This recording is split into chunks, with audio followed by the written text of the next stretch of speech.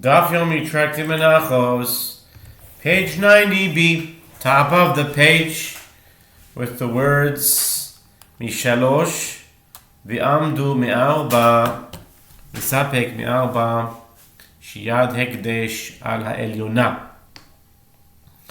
If one committed to supply fine flour at 3 se'ah for a selah, and its market price decreased and it stood at 4 se'ah for a selah, he must supply fine flour at 4 se'ah for a selah. The reason for this halakha is that the temple treasury is at an advantage. In the latter case, the merchant ends up providing the temple with a greater quantity of flour than had initially been intended. Consequently, the temple has more flour than it requires. The extra amount is referred to as surplus libations, and it is sold in order to purchase supplementary offerings. Tanya kivos de Rabbi Yosef, Tanya kivos de Rabbi Yochanan. The Gemara comments, it is taught in a Braita in accordance with the opinion of Rabbi Yehoshua bar Yosef, and it is taught in another Braita in accordance with the opinion of Rabbi Yochanan. Tanya kavaz Rabbi Yehoshua bar Yosef, berutze midois halalu, ma hayu oisin bohen, im yesh zevach acher yakrivu imoi, v'im lanu yipaslu belino. Vim lav mikaitzin vahen es hamizbeach vikaitz zemahu oilois apostle l'shem oilois lakohanim. The Gemara elaborates, it is taught in the Braita in accordance with the opinion of Rabbi Yehoshua Yosef. These overflows of measuring vessels, what would be done with them? They are gathered, and if there is another offering to be sacrificed that day, the priest sacrificed this liquid with it as part of its libations. And if there's no other offering that day, and instead the overflows were left overnight without being sacrificed, they are disqualified by being left overnight. And if the overflows were not sacrificed with another offering, and were not disqualified by being left overnight, they are sold, and the proceeds from their sale are used to purchase animals to supplement the offerings of the altar. And these supplementary offerings, what form do they take?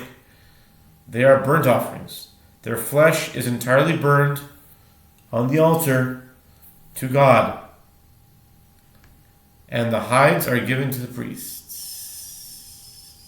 Tanya kavos Rabbi Yochanan, hamekabil lo v'savek soltois mi'arba yomdo, mishalosh salasus soilis salasus mi'arba yom shalosh misav mi'arba mishalosh yom mi'arba misav mi'arba shiyad hekdesh al ha'elyona. V'zehu sheshininu mos nisachim lekayt mizbeach. It is taught in the Braita in accordance with the opinion of Rabbi Yochanan. In the case of one who accepts upon himself to supply fine flour at 4 se'ah for a selah, and its market price stood at 3 se'ah for a selah, he is required to fulfill his commitment and supply fine flour at 4 se'ah for a selah. If one committed to supply fine flour at 3 se'ah for a selah, and its market price decreased until it stood at 4 se'ah for a selah, he must supply fine flour at 4 se'ah for a selah. The reason for this halakha is that the temple treasury is at an advantage, and it is to this latter case that we referred when we learned in the Mishnah, the surplus libations were sold and the proceeds used to purchase supplementary offerings of the altar. That's it for the Talmud, folks. Now for the new Mishnah. 6 other books of the Mishnah. Says the Holy Mishnah, Kol korbanos hatzibur v'ayochitun in the sochim chutz min habachor v'hamaaser v'hapesach v'hachatat v'hasham al shechatato shel mitzoira v'hashamo ti'unin in the sochim. All offerings, whether communal or individual, require libations, meaning a meal offering and a wine libation, except for the firstborn offering, the animal tithe offering, the paschal offering, the sin offering, and the guilt offering, with which libations are not brought. But the exception to this exception is that the sin offering of a leper and his guilt offering do require libations.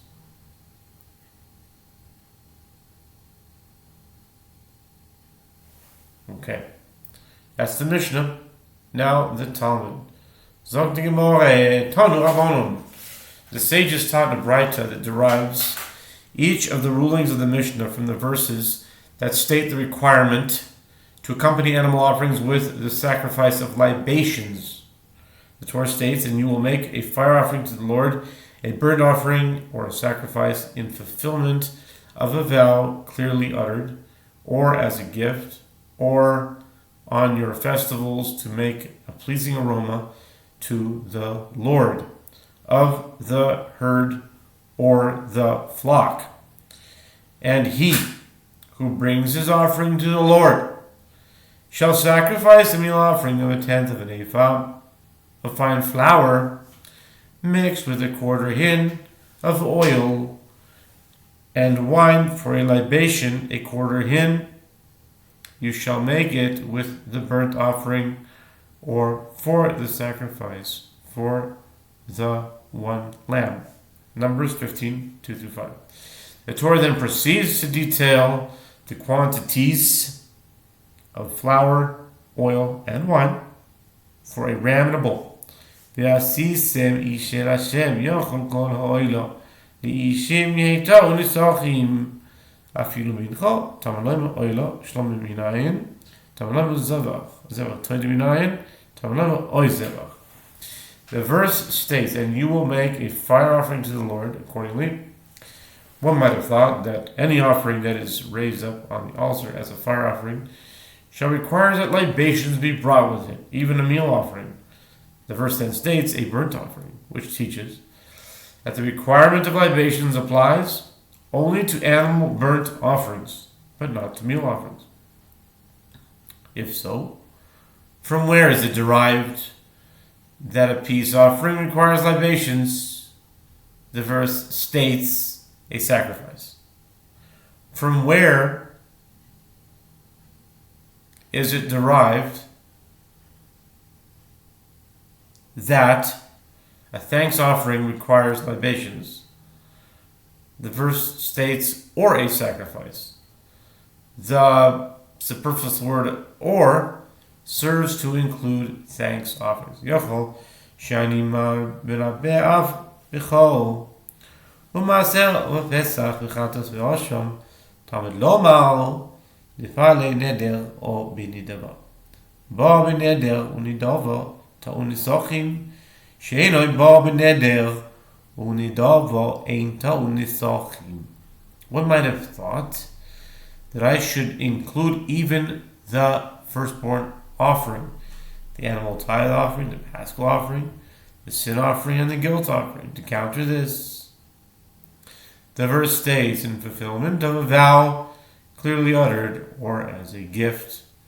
This teaches that an offering that comes in fulfillment of a vow or as a gift offering requires libations, whereas each of these offerings which do not come in fulfillment of a vow or as a gift offering, but only as obligatory offerings, do not require libations. Mashma loit Mashmat oisies elu, oisies choyves abois machmas, heregel beregel, Ma'ininu oilois ri'yo, v'shal bechagigo. Talmud lomar, o b'mo'adechem, kol haba b'mo'adechem, ta'unis sochim. The writer continues, it has been derived then that one should exclude these offerings from the requirement of libations as they are obligatory. Perhaps then I will likewise exclude the obligatory offerings that come on account of the pilgrimage festival, which are sacrificed on the pilgrimage festival. And what are these? Burnt offerings of appearance in the temple and festival peace offerings, both of which are brought on the 3 pilgrimage festivals. To counter this, the verse states, or on your festivals, which indicates that any offering that comes on your festivals, even if it is obligatory, requires libations. Mashma l'aviyasenu avisir chatos oilvoin choyva beregel tamilomar v'chi ta'aseh ben bakal. It has been derived then that one should include even these festival offerings despite the fact that they are obligatory. Perhaps then I will likewise include the goat sin offerings brought as part of the additional offerings of the festival, since they come as obligatory offerings on the pilgrimage festival, to count as the verse states in the continuation of the passage. And when you make a young bull as a burnt offering, Numbers 15:8, and proceeds to state the requirement to bring libations with it. Ben baka b'chlal hayo v'lam yatsa hakishilov ma ben baka miyuchad ba beneder unidava af kol ba beneder unidava. Now, the requirement to bring libations with a young bull was already included in the general requirement to bring libations with any fire offering, as stated in the beginning of that passage. And why then was it singled out and mentioned explicitly? This is in order to equate all other offerings to it, teaching that the requirement of libations applies only to offerings similar to a young bull, just as a young bull is distinct in that it can come in fulfillment. It can come in fulfillment of a vow, or as a gift offering. So too, any offering that comes in fulfillment of a vow or as a gift offering requires libations.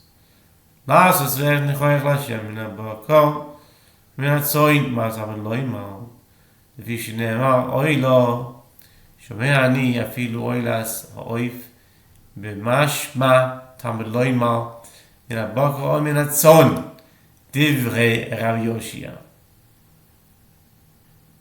The writer continues, the verses at the beginning of the passage say to make a pleasing aroma to the Lord of the herd or of the flock. What is the meaning when the verse states this? Since in the previous verse it stated burnt offering, I would derive that all types of burnt offerings require libations, and even a bird sacrificed as a burnt offering is indicated. Therefore, the verse states of the herd or the flock, which limits the requirement to offerings of animals such as sheep or cattle, but not to burnt offerings. This is the statement of Rabbi Yehoshua. Rabbi Yonasan Omer Ein Otzach הרי הוא אומר זבח ואויף אינו זבח. אם כן, מה תאמר לנו מן הבקר ומן הצאן? לפי שנאמר, אדם כי יקר מכם קורבן השמן ובהמה מן הבקר ומן הצאן. יכול האוימר הרי אלי אוילה יובי משניהם תאמר לומר מן הבקר או מן הצאן. רצה אחד מביא, רצה שניים מביא. Rabbi Yonatan says, this verse is unnecessary, as the verse states, a sacrifice and a burnt offering is not referred to as a sacrifice? If so, what is the meaning when the verse states of the herd or of the flock?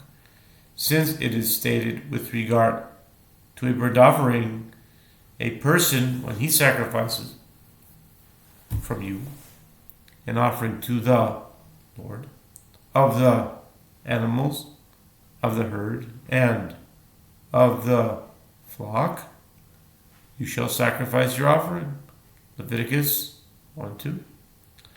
And one might have thought that one who takes a vow by saying, "It is incumbent upon me to bring a burnt offering," without specifying which type of animal he will bring, that he must bring animals of both of these two types, meaning from the herd and the flock. To counter this, the verse states of the herd or of the flock, separating the two types with the word "or," thereby indicating that if he wanted to bring one of them, he may bring just one. If he wants to bring two, he may bring two. This concludes the Braita. Rabbi Yonas Likra Ha'amara Chifrod Licha Katuv Yachdav. The Gemara asks, and according to the opinion of Rabbi Yonatan, why do I need an independent verse to teach that one who takes a vow to bring a burnt offering does not have to bring both types?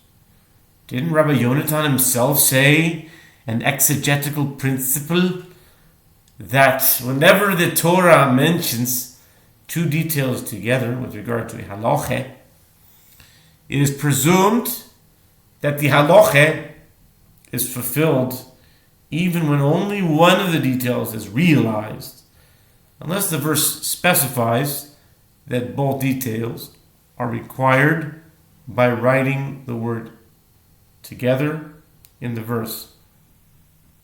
Accordingly, when the verse states of the herd or of the flock, the intention is that either one is insufficient, and there should be no need for an independent verse to teach this. Itztrich Sol Kedai Techamina, the Gemara answers, despite his principle, an independent verse was necessary to teach this, as it might enter your mind to say. And then we'll continue this to be continued. Bezrat Hashem.